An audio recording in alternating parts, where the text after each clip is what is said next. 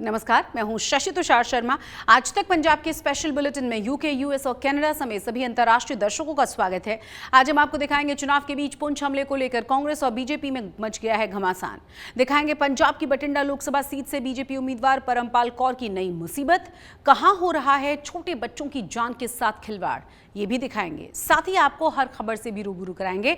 चुनाव के बीच जम्मू कश्मीर में पुंछ में हुए आतंकी हमले को लेकर कांग्रेस लगातार बीजेपी पर आरोप लगा रही है। पंजाब के पूर्व कांग्रेसी मुख्यमंत्री चरणजीत सिंह चन्नी के बाद अब पंजाब कांग्रेस के अध्यक्ष अमरिंदर सिंह राजा वडिंग ने विवादित बयान दे दिया है। उन्होंने पुंछ में हमले को एक रहस्य बताया है। साथ ही बीजेपी पर निशाना साधते हुए कहा कि भगवा पार्टी चुनाव जीतने के लिए कुछ भी कर सकती है। वहीं राजा वडिंग के बयान के बाद सियासी माहौल और ज्यादा गर्मा गया है।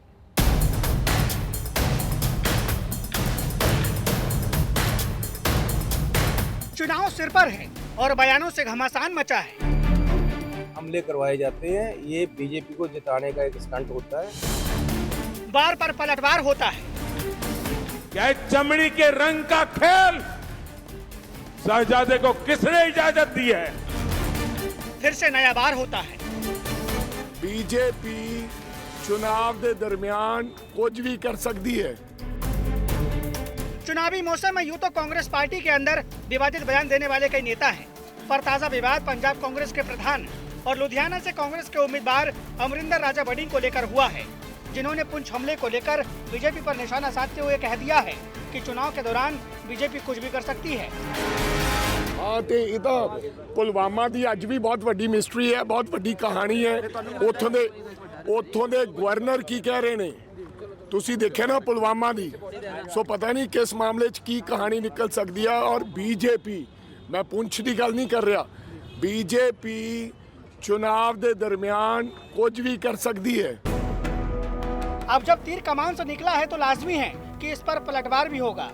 वडिंग के विवादित टिप्पणी पर बीजेपी की तरफ से जोरदार पलटवार किया गया और इस तरह के बयानों को वोट बैंक की पॉलिटिक्स का हिस्सा बताया गया। कांग्रेस पार्टी के पंजाब के अध्यक्ष ये भी पुलवामा पर पाकिस्तान को क्लीन चिट देते नजर आ रहे हैं, केवल इसलिए क्योंकि उनको भाजपा से नफरत है। कहते हैं कि पुलवामा में किसने क्या किया ये बहुत बड़ी मिस्ट्री है और ये कोई पहली बार नहीं है। इससे पहले भी अधीर रंजन चौधरी, रणदीप सुरजेवाला जिन्होंने होम ग्रोन टेररिस्ट कहा था, इन सभी लोगों ने पाकिस्तान को क्लीन चिट देने का प्रयास किया है। देश की सुरक्षा और देश के शहीदों पर सवाल और सबूत की जुगलबंदी का कोई ये नया किस्सा नहीं है। पाकिस्तान सबूत मांगता है और कांग्रेस सवाल करती है, और ये सवाल और सबूत के जो हिस्ट्री शीटर हैं वो कुछ भी किसी भी तरह से जो है वो देश की सुरक्षा, देश के सम्मान, देश के स्वाभिमान के खिलाफ जो है वो कुछ भी षड्यंत्र साजिशें कर सकते हैं। लेकिन आज की तारीख में देश बहुत मजबूत हाथों में है, सुरक्षित हाथों में है। विपक्ष को अधिकार है जो दूसरे को विरोध करने का, आपको अधिकार है आप अपना जाकर पॉइंट बोलें, लेकिन आपको ये अधिकार किसने दे दिया कि आप देश के विरोध की भाषा बोलनी शुरू कर दें? मैं पूछना चाहता हूं इनसे कि अगर हमारे घर का बच्चा कहीं ऐसी जगह के ऊपर वो घायल होता है या उसका जीवन चला जाता है और उसके बाद कोई राजनीतिक व्यक्ति उसको स्टंट कहे, मेरे को लगता है कि वो उसके तो घर वाले भी उस चीज को जो है कैसा महसूस करते होंगे। थोड़ी सी मानवीय भावना भी आनी चाहिए। पंजाब में 13 सीटों पर अंतिम चरणों में वोटिंग होनी है, पर उससे पहले कांग्रेसी नेताओं के विवादित बयान से सियासी माहौल गर्मा गया है। इधर इंडियन ओवरसीज कांग्रेस के अध्यक्ष एम पित्रोदा ने अपने एक और बयान से कांग्रेस को मुश्किल में डाल दिया है। We have survived 70 years, 75 years in a very happy environment where people could live together, leaving aside few fights here and there. We could hold country together as diverse as India, where people on east look like Chinese, people on west look like Arab, people on north look like, maybe white, and people in south look like Africa. Doesn't matter. We are all brothers and sisters. चुनावी माहौल के बीच कांग्रेसी नेताओं के विवादित बयान से BJP को फ्रंट फुट पर खेलने का मौका मिल गया है। ऐसे में खुद पीएम मोदी विपक्ष के एक एक बयान पर पलटवार करके कांग्रेस की बाउंसर वाली गेंद को बाउंड्री से बाहर का रास्ता दिखा रहे हैं। लेकिन आज शहजादे के फिलोसोफर ने इतनी बड़ी गाली दी है जिसने मुझ में गुस्सा भर दिया है। कोई मुझे बताइए, क्या मेरे देश में चमड़ी के रंग के आधार पर लोगों की योग्यता तय होगी? क्या चमड़ी के रंग का खेल शहजादे को किसने इजाजत दी है?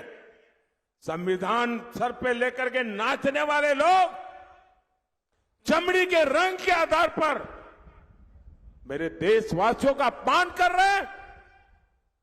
राष्ट्र विरोधी बातें करने में तो कांग्रेस के लोगों में होड़ लगी है, होड़।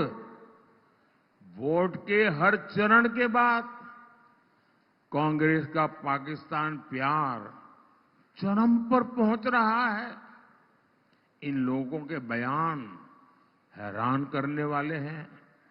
कांग्रेस के एक पूर्व सीएम ने कहा कि हमारी सेना आतंकी हमले करती है, पाकिस्तान तो निर्दोष है। क्या ये देश का नागरिक ऐसी बातें सुन सकता है क्या? हमारी सेना का ये अपमान है कि नहीं भाई? चुनावी राजनीति में बयानों का बड़ा महत्व होता है। पता नहीं कब कौन सा बयान सबसे बड़ा मुद्दा बन जाए। और बीजेपी जिस तरह कांग्रेसी नेताओं के बयान पर पलटवार कर रही है, वो उसके लिए पंजाब में कहीं गेम चेंजर साबित ना हो जाए। आज तक ब्यूरो। पुंछ हमले को लेकर कांग्रेस लगातार बीजेपी पर तंज कस रही है। बीजेपी पर चुनाव जीतने के लिए पुंछ हमले को एक स्टंट बताया गया है, जिसके बाद आरोप प्रत्यारोप का दौर शुरू हो गया। कांग्रेस का कहना यह है कि मौजूदा सरकार के समय पुलवामा और पुंछ हमला हुआ तो सवाल सरकार से किए जाएंगे। दोनों ही मामलों की जांच होनी चाहिए। इस मुद्दे को लेकर कांग्रेस के नेता देवेंद्र यादव से खास बातचीत की है हमारे संवाददाता अमन भारद्वाज ने। पंजाब के प्रभारी देवेंद्र यादव इस समय हमारे साथ है। सर, जो चरणजीत चन्नी और राजा वड़िंग ने स्टेटमेंट दी है, क्या आप इत्तेफाक रखते हैं, कांग्रेस पार्टी इत्तेफाक रखती है? देखिए, मेरा कहना स्पष्ट है कि ऐसी घटनाओं पर रोक लगनी चाहिए। ऐसी घटनाओं को, क्योंकि ये राष्ट्रीय सुरक्षा के साथ खिलवाड़ है, तो ऐसी घटनाओं के ऊपर विशेष हमारा ध्यान रहना चाहिए। जो सरकार हमारी आज की मौजूदा सरकार है, पहले भी इस तरीके की घटनाएं हुई हैं, उनके ऊपर प्रॉपर इन्वेस्टिगेशन नहीं होने की वजह से, जो कल्प्रिट से उनको सजा नहीं होने की वजह से, या उनको आइडेंटिफाई नहीं करने की वजह से इस तरीके की घटनाओं को बढ़ावा मिलता है। मैं स्पष्ट करना चाहता हूं, जो भी इस घटना के पीछे है उनको सामने लाया जाना चाहिए। उनके साथ तुरंत से तुरंत जितनी जल्दी हो सके उनको इन्वेस्टिगेशन करके सामने ले। कह रहे कि पुलवामा और पुंछ की दोनों मामलों की जांच होनी चाहिए। निश्चित ही जो जांच जिस प्रकार से होनी चाहिए थी वो नहीं हुई है। कल्प्रिट सामने नहीं आए हैं। जब कोई घटना होती है और उसके कल्प्रिट्स को सजा नहीं मिलती तो इस तरीके की घटनाओं को बढ़ावा मिलता है। सर, इस पे क्लैरिटी नहीं है, क्योंकि चरणजीत चन्नी जो कह रहे हैं वो कह रहे हैं कि बीजेपी का स्टंट है, ये चुनावी स्टंट है। तो ये क्या चुनावी स्टंट आपको भी लगता है? मैंने क्लियर कहा कि ऐसी घटनाओं की हम भर्त्सना करते हैं और जो भी इसके पीछे है उसको सामने लाया जाना चाहिए। बीजेपी का इसमें क्या रोल रह सकता है या क्या रोल कर सकती है बीजेपी? बीजेपी की सरकार है, उसको इंश्योर करना चाहिए कि जो कल्प्रिट्स हैं उनको सामने लेके आए। उनको वापस लेनी चाहिए अपनी स्टेटमेंट, चरणजीत चन्नी या Raja Warring? No comments. Sir, Punjab की क्या सिचुएशन लग रही है? 13 की 13 सीट जीतेंगे। ठीक। देवेंद्र यादव कह रहे हैं कि पुलवामा और पुंछ की घटनाओं की जांच होनी चाहिए और जो स्टेटमेंट चरणजीत चन्नी या राजा वड़िंग ने दी है उसके साथ कांग्रेस पार्टी पंजाब में समर्थन में नजर आ रही है। कैमरामैन गिरीश दुर्गापाल के साथ अमन भारद्वाज, चंडीगढ़, आज तक। पंजाब की बठिंडा लोकसभा सीट से बीजेपी के उम्मीदवार हैं परमपाल कौर सिद्धू। मुसीबत खड़ी हो गई है उनके लिए, क्योंकि पंजाब सरकार ने परमपाल कौर सिद्धू की तुरंत ड्यूटी ज्वाइन करने को कह दिया है। परमपाल कौर ने हाल ही में वीआरएस ले लिया था, साथ ही वीआरएस लेकर बीजेपी में वो शामिल हो गई थी। अब पंजाब की आम आदमी पार्टी सरकार ने उन पर झूठ बोलकर रिटायरमेंट लेने का आरोप लगाया है। ये हैं भटिंडा से भारतीय जनता पार्टी की उम्मीदवार और पूर्व आईएएस अधिकारी परमपाल कौर। कुछ दिन पहले ये भारतीय जनता पार्टी में शामिल हुई हैं, जिसके बाद से ये चर्चा में बनी हुई है। परमपाल कौर के चुनाव लड़ने पर बखेड़ा खड़ा हो गया है। अब इनके इस्तीफे और चुनाव लड़ने पर एक नया मोड़ आ चुका है। पंजाब सरकार ने परमपाल कौर को तुरंत ड्यूटी ज्वाइन करने को कहा है। परमपाल कौर ने हाल ही में वीआरएस लिया था। उन्होंने 3 महीने का नोटिस पीरियड माफ करने की भी अपील की थी। हालांकि पंजाब सरकार का कहना है कि नोटिस पीरियड माफ नहीं किया गया है। साथ ही बीआरएस के लिए झूठे कारण बताने का आरोप भी लगाया गया है। वहीं परमपाल कौर ने पंजाब सरकार के भेजे गए नोटिस का जवाब दे दिया है। साथ ही सरकार पर बेवजह परेशान करने का आरोप लगाते हुए कहा है कि वो चुनाव लड़ेंगे। उन्होंने ऐसा कुछ भी गलत नहीं किया है। मैंने ये लिखा, मैंने उनके साथ जाके रहना है, वो बठिंडा में रहते हैं, मैं बठिंडा में रहने उनके साथ आ गई हूँ। साथ में मैंने ये भी लिखा है कि मेरे ज़िंदगी में दूसरे प्लान्स हैं, ये भी साथ एक लाइन लिखी है। तो अब मैं उस प्लान के अनुसार अपनी इलेक्शन लड़ रही हूँ।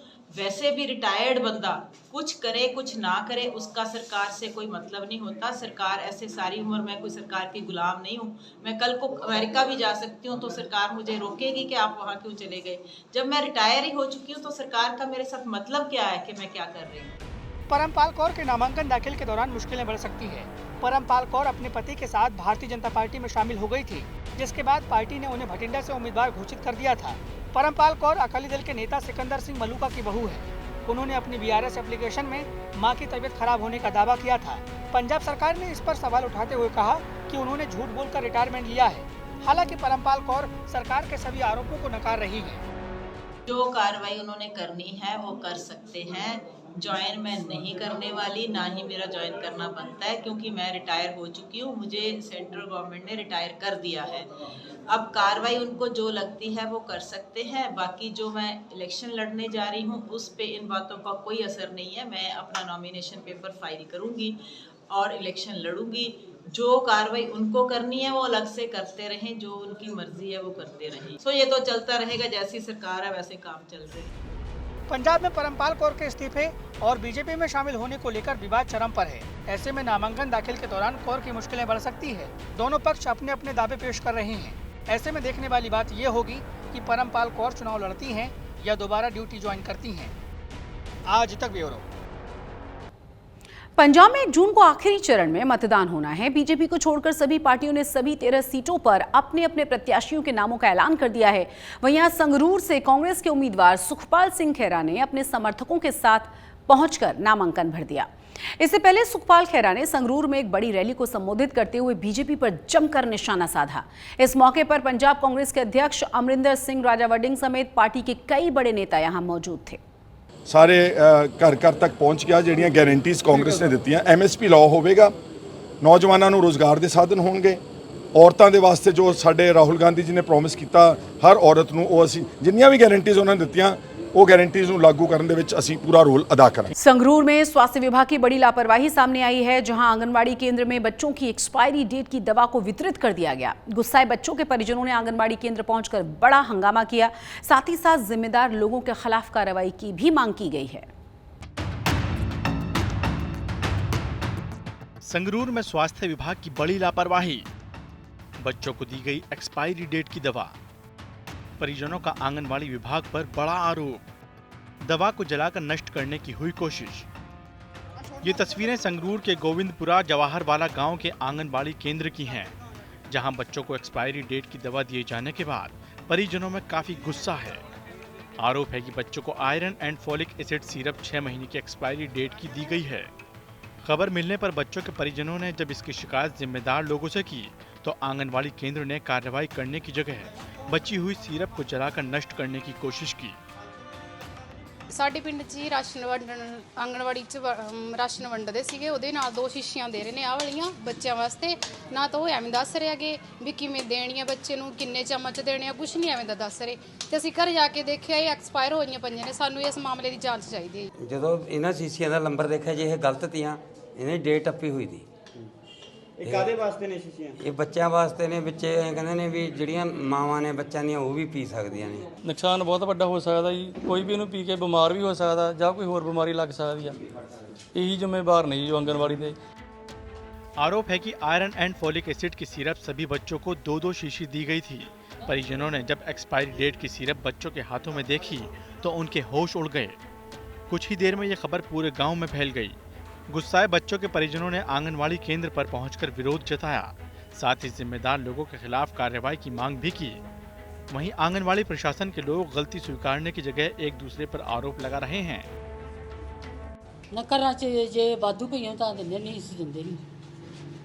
ਐਕਸਪਾਇਰ ਸ਼ੀਸ਼ੀਆਂ ਮਿਲੀਆਂ ਤੁਹਾਡੇ ਸੈਂਟਰ ਤੋਂ, ਉਹ ਕਿਵੇਂ ਪਹੁੰਚੀਆਂ ਤੁਹਾਡੇ ਕੋਲ? ਉਹ ਪਤਾ ਨਹੀਂ ਜੀ, ਮੈਨੂੰ ਨਹੀਂ ਪਤਾ ਜੀ। 6 ਮਹੀਨਿਆਂ ਬਾਅਦ ਸਾਡੇ ਕੋਲ ਦਵਾਈ ਆਉਂਦੀ ਹੈ ਜੀ। ਅਸੀਂ ਪਹਿਲਾਂ ਮੈਂ ਦੇਖ ਕੇ ਤੇਰੇ ਰੱਖੀਆਂ ਨੇ ਜੀ। ਹਾਂਜੀ। ਫਿਰ ਆ ਜਿਹੜੀਆਂ ਹੁਣ ਮਚਾਈਆਂ ਸੀ ਅੱਜ ਲੱਕੜਾਂ ਥੱਲੋਂ ਮਿਲੀਆਂ ਨੇ, ਉਹ ਕਿੱਥੋਂ ਆ ਗਈਆਂ? ਉਹ ਕਿਉਂ ਡਿੱਗੀਆਂ? ਤੁਸੀਂ ਪਿੰਡ 'ਚ ਰੌਲਾ ਪੈਣ ਤੋਂ ਬਾਅਦ ਡਿੱਗੀਆਂ? ਨਾ जी ਉਹਦਾ नहीं मैंने पता जी। स्वास्थ्य विभाग की इतनी बड़ी लापरवाही से बच्चों के परिजन डरे हुए हैं। अगर ये सिरप बच्चे पी लेते तो कोई बड़ी घटना हो सकती थी, लेकिन इस घटना के जिम्मेदार लोग कार्रवाई करने और गलती स्वीकारने की जगह देखिए कैसे जवाब दे रहे हैं। ਇਹ ਜੀ ਸਾਡੇ ਕੋਲ ਹੈਲਥ ਡਿਪਾਰਟਮੈਂਟ ਵੱਲੋਂ ਸਪਲਾਈ ਆਉਂਦੀ ਹੈ। ਬੱਚਿਆਂ ਦੀ ਜਿਹੜੀ ਕਮਜ਼ੋਰ ਉਹ ਹੈਗੀ ਹੈ, ਆਇਰਨ ਦੀ ਕਮੀ ਹੁੰਦੀ ਹੈ, ਜਿਵੇਂ ਕਿ ਵਾਰ-ਵਾਰ ਚੈੱਕਅਪ ਕੀਤਾ ਜਾਂਦਾ ਹੈਲਥ ਡਿਪਾਰਟਮੈਂਟ ਵੱਲੋਂ ਵੀ, ਤਾਂ ਫਿਰ ਹਫਤੇ ਦੇ ਵਿੱਚ 2 ਵਾਰੀ ਬੱਚੇ ਨੂੰ ਇਹ ਦਿੱਤੀ ਜਾਂਦੀ ਹੈ ਡੋਜ਼ ਆਇਰਨ ਫੋਲਿਕ ਐਸਿਡ। ਦੇਖੋ ਜੀ ਅਸੀਂ ਪੂਰੀ ਜਾਂਚ ਕਰਾਂਗੇ ਆਪਦੇ ਵੱਲੋਂ, ਕਿਉਂ ਇਹ ਹੋਇਆ, ਇਹ ਕਾਰਨ ਕੀ ਹੈ। ਸਾਰੇ ਮਾਮਲੇ ਦੀ ਬੜੀ ਡੂੰਘਾਈ ਨਾਲ ਜਾਂਚ ਕੀਤੀ ਜਾਊਗੀ। ਜੋ ਰਿਪੋर्ट ਹੋਊ ਤੁਹਾਨੂੰ ਜਾਣੂ ਕਰਵਾ ਦਾਂਗੇ ਅਸੀਂ। फिलहाल गांव वालों में आंगनवाड़ी केंद्र और स्वास्थ्य विभाग के लिए काफी नाराजगी बनी हुई है। ऐसे में बड़ा सवाल ये उठता है कि छोटे बच्चों की सेहत के साथ कैसे खिलवाड़ किया जा सकता है। एक्सपायरी डेट देखे बिना कैसे सिरप को बांटा जा सकता है। अगर कोई बड़ी घटना हो जाती तो इसके जिम्मेदार कौन होता। संगरूर से बलवंत सिंह विक्की के साथ आज तक ब्यूरो। ਲੋਕ ਸਭਾ ਚੋਣ 2024 ਦੇ ਵਿੱਚ ਲੋਕ ਇਸ ਵਾਰੀ ਕੀ ਚਾਹੁੰਦੇ ਆ, ਲੋਕ ਕਿਹੜੇ ਆਧਾਰ ਤੇ ਆਪਣੀ VOTING ਕਰਨਗੇ, ਇਹ ਜਾਣਨ ਲਈ ਅੱਜ ਅਸੀਂ ਅੰਮ੍ਰਿਤਸਰ ਦੇ ਬੱਸ ਸਟੈਂਡ ਤੇ ਪੁੱਜੇ ਹਾਂ, ਜਿੱਥੇ ਅੰਮ੍ਰਿਤਸਰ ਦੇ ਨਹੀਂ ਬਲਕਿ ਪੰਜਾਬ ਦੇ ਲੋਕਾਂ ਨਾਲ ਗੱਲ ਕਰਾਂਗੇ। ਪੰਜਾਬ ਦੇ ਲੋਕਾਂ ਕੋਲ ਜਾਣਨ ਦੀ ਕੋਸ਼ਿਸ਼ ਕਰਾਂਗੇ ਕਿ ਆਖਿਰ ਇਸ ਵਾਰੀ ਕਿਹੜੇ ਮੁੱਦਿਆਂ ਨੂੰ ਆਧਾਰ ਤੇ ਰੱਖ ਕੇ ਉਹ VOTING ਕਰਨਗੇ। ਸੋ ਲੋਕਾਂ ਨਾਲ ਗੱਲ ਕਰਾਂਗੇ, ਲੋਕਾਂ ਕੋਲ ਜਾਣਨ ਦੀ ਕੋਸ਼ਿਸ਼ ਕਰਾਂਗੇ। ਲੋਕ ਸਭਾ ਚੋਣਾਂ ਹੈ, ਕੀ ਲੱਗਦਾ ਹੈ ਕਿ ਇਸ ਵਾਰੀ ਕਿਹੜੇ ਮੁੱਦਿਆਂ ਨੂੰ ਆਧਾਰ ਤੇ ਰੱਖ ਕੇ VOTING ਕਰੋਗੇ? ਹਾਂਜੀ, ਕਿਹੜੇ ਮੁੱਦੇ ਜਿਹੜੇ ਹੱਲ ਹੋਣੇ ਚਾਹੀਦੇ? ਮੁੱਦਾ ਕੋਈ ਸਰਕਾਰ ਹੱਲ ਕਰ ਹੀ ਨਹੀਂ ਰਹੀ। ਸਾਰੇ ਮੁੱਦੇ ਉਤਰਾਂ ਦੇ ਉਤਰਾਂ ਹੀ ਆ। ਬੇਰੁਜ਼ਗਾਰੀ ਵਧੀ ਜਾਂਦੀ ਆ, ਨੌਜਵਾਨ ਨਸ਼ੇ ਦੇ ਵਿੱਚ ਪੈ ਗਏ ਆ। ਬਹੁਤ ਬੁਰੀ ਹਾਲਤ ਹੋਈ ਪੰਜਾਬ ਦੀ। ਨੌਜਵਾਨ ਜਿਹੜੇ ਆ ਇਸ ਵੇਲੇ ਪੂਰੇ ਨਸ਼ੇ ਦੇ ਵਿੱਚ ਧੁੱਤ ਹੋ ਗਏ ਆ।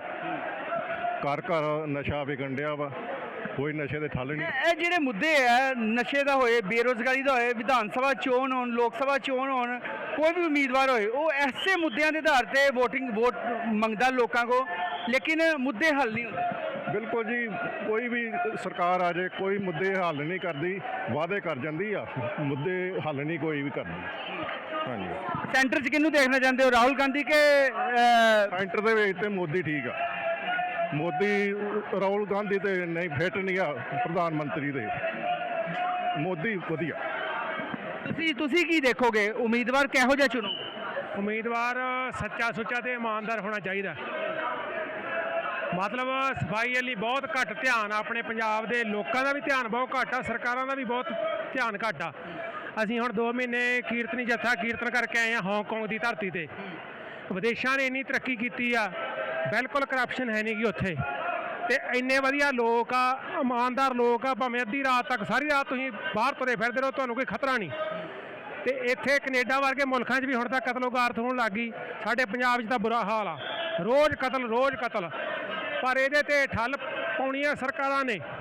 ਜਿਹੜੀ ਆਪਣੇ ਇੱਥੇ ਮਤਲਬ ਕਰਪਸ਼ਨ ਵੱਧ ਗਈ ਹੈ, ਇਹ ਸਾਰਾ ਕੰਮ ਆ ਜਿਹੜਾ ਸਰਕਾਰਾਂ ਦਾ ਹੈਗਾ, ਵੀ ਉਹਨਾਂ ਨੇ ਉੱਤੋਂ ਜੇ ਸਾਰੇ ਅਫਸਰਾਂ ਨੂੰ ਖਿੱਚਣਗੇ ਤਾਂ ਸਾਰਾ ਕੁਝ ਠੀਕ ਹੋ ਸਕਦਾ। ਅਸੀਂ ਸਰਕਾਰ ਇਹੋ ਜਿਹੀ ਚਾਹੁੰਦੇ ਹਾਂ, ਮਤਲਬ ਵੀ ਉਹ ਕਰਪਸ਼ਨ ਦੂਰ ਕਰਕੇ ਮਤਲਬ ਪੰਜਾਬ ਦੀ ਤਰੱਕੀ ਦਾ ਕਦਮ ਆ ਜਿਹੜਾ, ਮਤਲਬ ਪੰਜਾਬ ਦੀ ਤਰੱਕੀ ਹੋਣੀ ਚਾਹੀਦੀ ਆ ਵੱਧ ਤੋਂ ਵੱਧ, ਵੀ ਪੰਜਾਬ ਤਰੱਕੀ ਦੀਆਂ ਰਾਹਾਂ ਤੇ ਵੱਧ ਤੋਂ ਵੱਧ ਚੱਲੇ। ਯਾਨੀ ਹਾਂਗਕਾਂਗ ਅਸੀਂ ਦੇਖ ਕੇ ਆਏ ਹਾਂ, ਪਬਲਿਕ ਨੂੰ ਬਹੁਤ ਸਹੂਲਤ ਆ, ਮੈਟਰੋ ਦੀ ਸਹੂਲਤ, ਬੱਸ ਦੀ ਸਹੂਲਤ, ਟੈਕਸੀ ਦੀ ਸਹੂਲਤ, ਪਬਲਿਕ ਵਾਸਤੇ ਜਿਉਂਦੇ ਆ ਉਹ ਲੋਕ। ਸਾਡੇ ਲੀਡਰ ਮਤਲਬ ਕੋਲ ਦੀ ਲੰਘ ਜਾਂਦੇ ਆ।